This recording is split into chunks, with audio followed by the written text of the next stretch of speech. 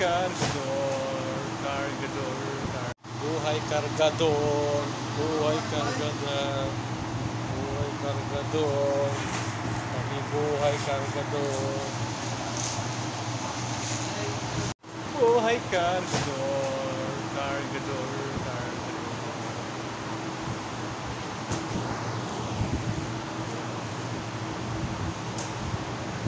What's up mga kasugbo? For today's video ay as usual, ano pang gagawin? Trabaho ng warehouse.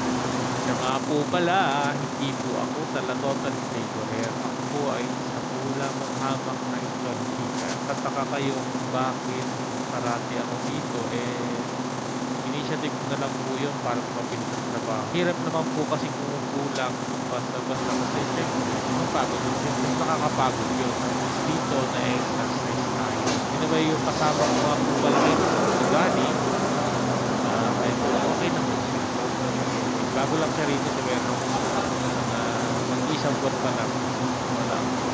Sa araw na to ay nandito kami sa chiller. By the way, ang standard po ng temperature ng chiller is 1 to 5 degree. Pag lumampas ka po ng 6 to up, nasa danger zone na po yun. Alright, konting tip. Anyway, ito, pinakamada namin to sa chiller. Kasama ko ngayon sa Dani, ang gatas, pampalakas. Parang ikaw ay lumakas. Para kahit matagal, malakas ka. Alright. Para pag uwi mo sa bahay, may lakas ka pa. O, diba? Maggatas ka na. After naman nun, nag-replenish naman ako ng mga items na wala sa baba. So, as usual, nagkuha tayo ng restock para kahit pa paano, yun ang ating pang re-replenish ng item sa baba. Medyo konting ikot-ikot lang, konting linis, konting ayos. Para pag ipinasok natin, uy, anong pinasok? Pagka inilagay natin sa racking, maganda, diba? Alam nyo bang dito ko lang natutunan yan, yung restock na yan sa Saudi. Sa Pilipinas lang dati, marunong ako mag-forklift, pero yung restock, hindi. Dito na lang sa Saudi ko napag-aralan yan.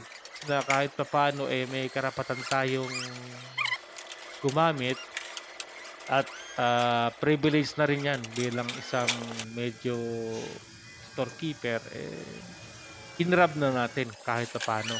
Yan kasi ang isang katagihan ng Pinoy, pag-aaralan habang kaya. Kung may pagkakataon, di i-grab na natin.